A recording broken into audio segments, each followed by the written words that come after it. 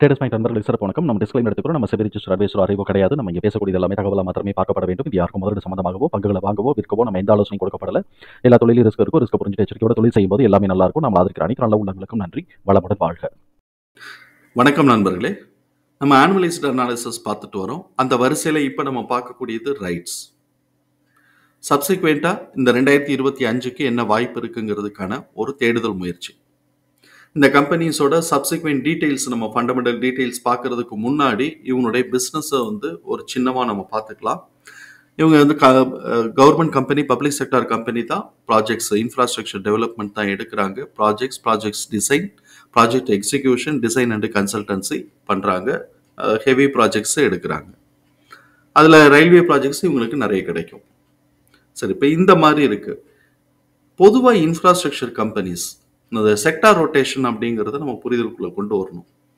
ஒரு செக்டார் ஒவ்வொரு செக்டாராக மேலே ஏறுது அப்படின்னு சொன்னால் அவங்க வந்து அந்த செக்டாரோடைய ஃபியூச்சர் ஏர்னிங்ஸுக்கும் சேர்த்து மார்க்கெட்டை ஏற்றிட்டாங்க அப்படின்னு சொன்னால் திருப்பி அது கரெக்ஷன் ஆகும், அடுத்த செக்டார் மேலே எந்திரிக்கும். இதை நம்ம வந்து புரிதலுக்குள்ள கொண்டு வரணும். இது எந்தெந்த செக்டார்ஸ்லாம் எப்பப்போ எல்லாம் வந்து மேலே எந்திரிச்சாங்க, அதுக்கப்புறம் கரெக்ஷன் வராங்க அப்படிங்கிறதெல்லாம் நம்ம ஒரு ரிசர்ச் பண்ணி வச்சுக்கணும். இப்போ இன்ஃப்ராஸ்ட்ரக்சர் கம்பெனிக்கான என்னுடைய யூகத்தை சொல்கிறேன். இது மேக்ஸிமம் கரெக்டாக இருக்கிறதுக்கான வாய்ப்பு இருக்குங்கிறத நான் நம்புகிறேன். கொரோனா காலகட்டங்கள் 2019 எட்ஜ் ஆரம்பிச்சாலும் நமக்கு 2020லேருந்து 2022 தான் நமக்கு அஃபெக்ட் ஆச்சு. மோஸ்ட்லி 1 இயர் தான் அஃபெக்ட் ஆச்சு. செகண்ட் இயருங்கிறது 2022ன்னு வரும்போது அது வந்து பார்ஷியலாக போய் ஸ்லோ டவுன் ஆயிடுச்சு. 2022க்கு தான் நமக்கு ரிலீஃபே ஆரம்பிக்குது. ஸோ இப்போ 2020, 2021 2 வருஷம் அஃபெக்ட் ஆயிருக்கு. 2022லேருந்து ரிலீஃப் ஆகுது. இப்போ 2022லேருந்து ரிலீஃப் ஆகும்போது இன்ஃப்ராஸ்ட்ரக்சர் கம்பெனிஸ் இவங்க வந்து இவ்வளோ நாள் வந்து அவங்க ஒர்க்கெல்லாம் வந்து ஸ்டாப் ஆகிருந்துருக்கும். அவங்களோட கம்ப்ளீஷன் பீரியடு கூட ஆல்மோஸ்ட் நெருங்கி இருக்கும். இல்லாட்டி சில ப்ராஜெக்ட்ஸுக்கு வந்து எக்ஸிட் ஆகிருக்கும். இந்த மாதிரி சூழலில் வந்து எக்ஸிட் ஆனதுக்கு டைம் எக்ஸம்ஷன் வாங்கியிருப்பாங்க. நியர்பை கம்ப்ளீஷனில் இருக்கிறதுக்கு வந்து டைம் எக்ஸம்ஷன் வாங்கி கொஞ்சமாக ஒரு சர்டன் பீரியடு இன்க்ரீஸ் பண்ணி வச்சுருப்பாங்க. இந்த மாதிரியான காலகட்டங்களில் சீக்கிரமாக ஒர்க்கை முடிக்கணும்னு சொல்லிட்டு ரேபிட் ஆக்ஷன்ஸில் போகும் பெரும்பகுதி. என்ன காரணம்னாக்க இவங்க வெயிட் பண்ண இவங்களுக்கு இன்ட்ரெஸ்ட் லாஸ் இருக்கும். அதையும் நம்ம பார்க்கணும். இன்ட்ரெஸ்ட் லாஸ் இருக்கும், ஃபண்ட் ரொட்டேஷன்ஸ்க்கு இருக்காது. அதை மாதிரியான சூழலில் சீக்கிரமாக முடிப்பாங்க. அந்த சூழலில் வந்து பார்த்தோம்னா குட்டி கம்பெனி கூட சப்கான்ட்ராக்ட்ஸ் நிறைய கிடைச்சிருக்கிறதுக்கான வாய்ப்புகள் இருக்கு. ஒன்ஸ் அந்த செக்டாரோடைய ஒரு 2-3 வருஷத்துக்கான ஃபியூச்சர் இன்கம்க்கும் சேர்த்து மார்க்கெட்டில் வந்து ஏற்றி விட்டுட்டாங்க அப்படின்னு சொன்னால் திருப்பி அது நார்மல் டிமாண்டுக்கு வர்ற வரைக்கும் கரெக்டிவ் ட்ரெண்டில் தான் இருக்கும். ஈவன் கம்பெனி நல்ல கம்பெனியாகவே இருந்தால் கூட. இதை நான் சொன்ன இந்த ஆஸ்பெக்ட்ஸை கொஞ்சம் தெரியாதவங்க, யாரும் தெரியாது, செக்டார் ரொட்டேஷன் பற்றி தெரியாதவங்க இருந்தாங்கன்னா கொஞ்சம் யோசிச்சு பார்த்தோம்னா நமக்கு கிடைக்கும். சரி, இப்போ இந்த கம்பெனிஸில் நமக்கு என்ன இருக்குன்னு பார்ப்போம். நார்மலாக இபிஎஸ் நம்ம வந்து பிவி மாத்திரம் தான் பார்க்குறோம். அதுவே ஹையாக இருக்குன்னு சொல்லிட்டோம். அதுக்கப்புறம் ஏன் இவ்வளோ தூரம் ஹையாக ஏற்றுனாங்கன்னா ஃப்ரீ கேஷ் ஃப்ளோவும் சேர்த்து நம்ம பார்க்கணும்.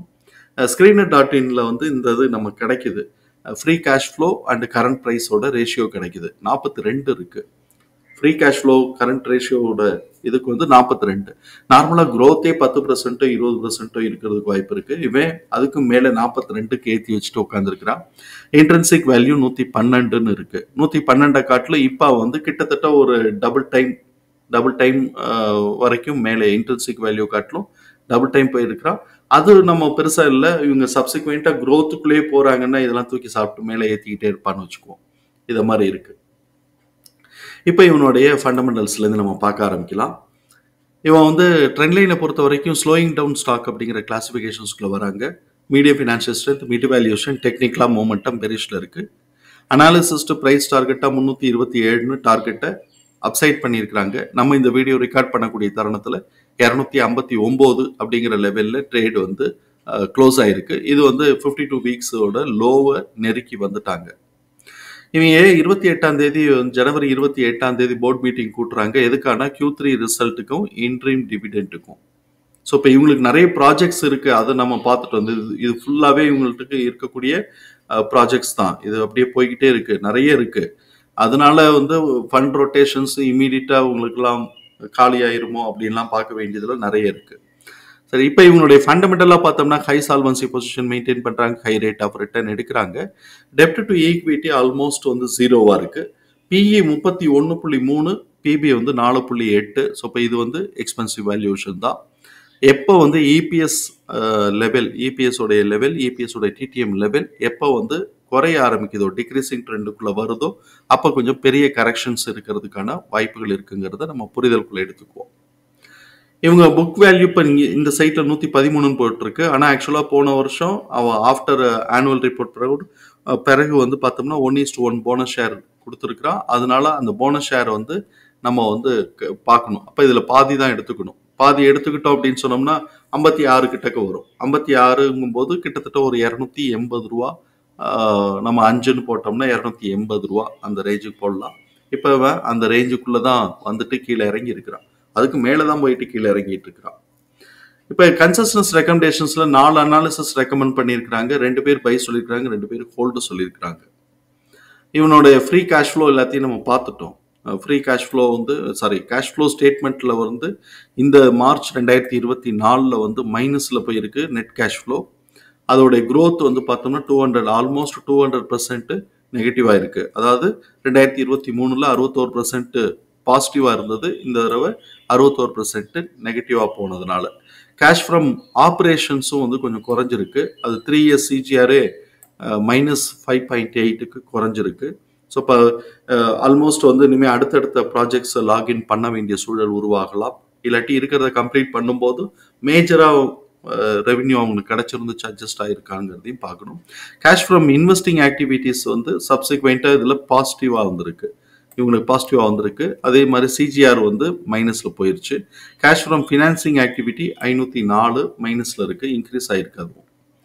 இப்போ இவங்களுடைய பேலன்ஸ் ஷீட்டில் வந்து நமக்கு ஷேர் ஹோல்டர்ஸ் ஃபண்டு இன்க்ரீஸ் ஆகிட்டே வருதா அப்படின்னு சொன்னால் ஷேர் ஹோல்டர்ஸ் ஃபண்டு வந்து பெரிய லெவலில் ஒரு மூமெண்டமே கொடுக்கல. அந்த 2600ங்கிற லெவல்லையோ கிட்டத்தட்ட ஒரு 4 வருஷமாக இருக்குது.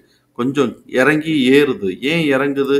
அப்போ ரிசர்வ்ஸ் அண்ட் சர்ப்ளஸ் எவ்வளோ இருக்கிறான் அப்படின்னு நம்ம பார்க்கணும். ரிசர்வ்ஸ் அண்ட் சர்ப்ளஸ் தான் ஃபுல்லாகவே இருக்குது.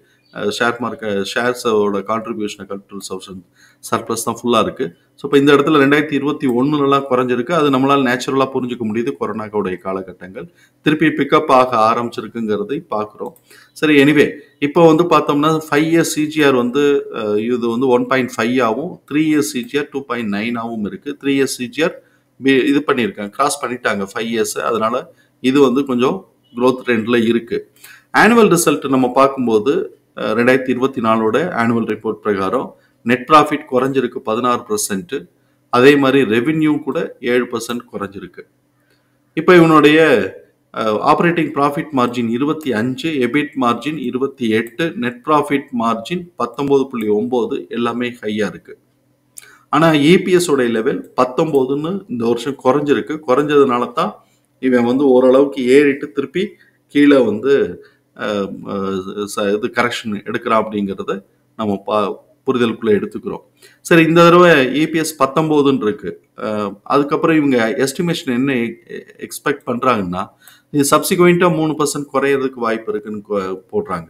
அதை மாதிரி வந்துச்சு அப்படின்னு சொன்னாக்க இது கரண்ட் இபிஎஸ் வந்து பார்த்தோம்னாக்க இதில் 19ன்னு வந்துச்சு அப்படின்னு சொன்னால் இதுலேயும் நம்ம பாதி ஆக்கிக்கணும். ஏன்னா இது வந்து ரிசல்ட்டு போனஸ் ஷேருக்கு முன்னாடி வந்தது. அப்போ இதுலேயும் பாதி ஆக்கிக்கிட்டோம்னா 9.5 இருக்கும். சப்சிக்வெண்ட்டாக அந்த 9.5ல 0.2 கிட்டக்க குறையுதுன்னு வச்சுக்கோமே.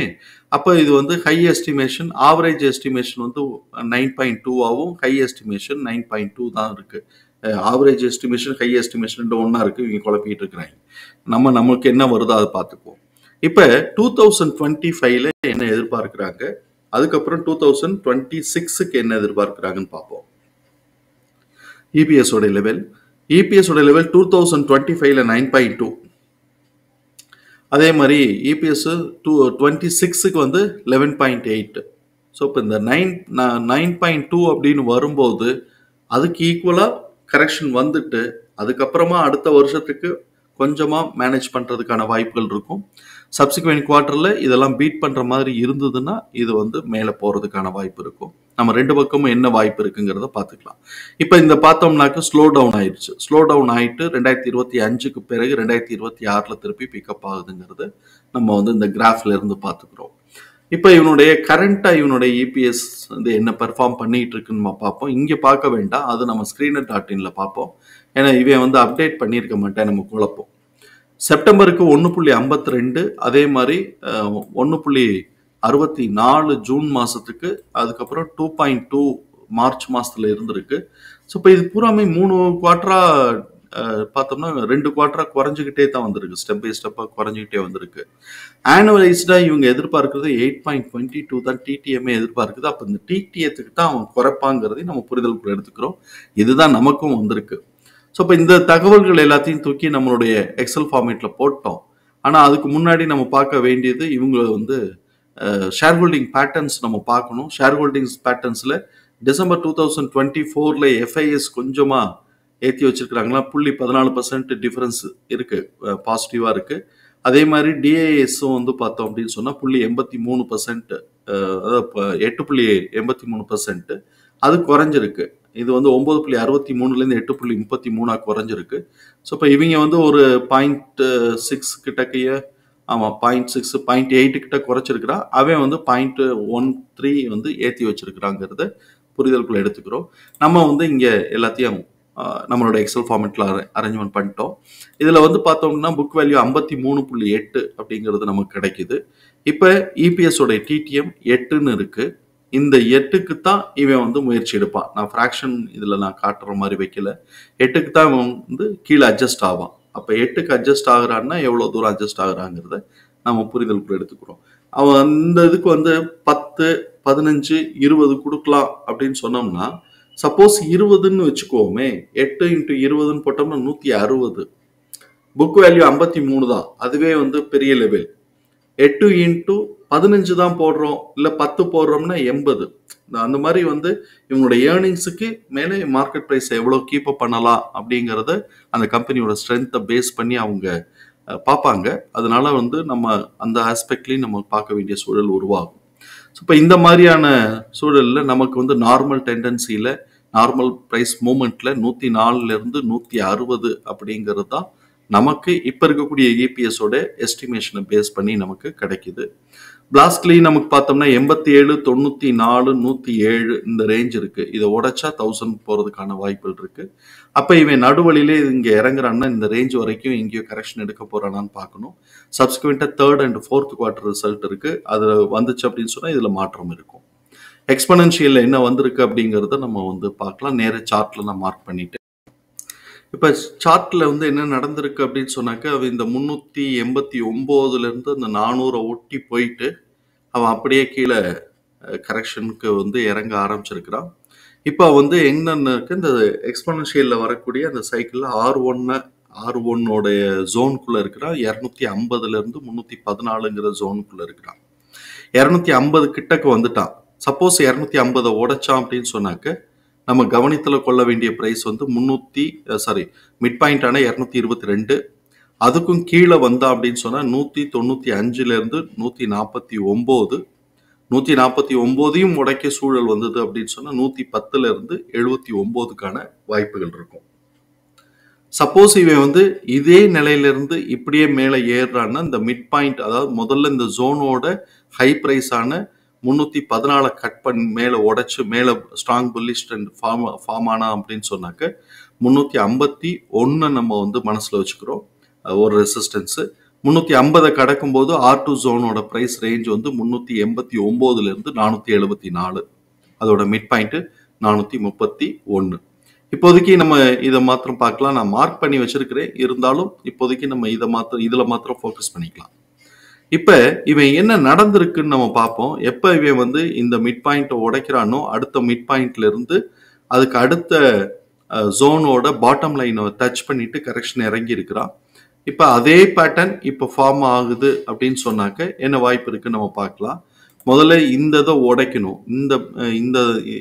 இந்த மிட் பாயிண்ட்டை உடைச்சு இந்த மிட் பாயிண்டோட போனான்னா இங்கே வரைக்குமான வாய்ப்புகள் இருக்குங்கிறத நம்ம புரிதலுக்குள்ள வச்சுக்குவோம். இந்த பாயிண்ட் வரைக்குமான வாய்ப்பு இருக்குங்கிறத புரிதலுக்குள்ள வச்சுக்கலாம்.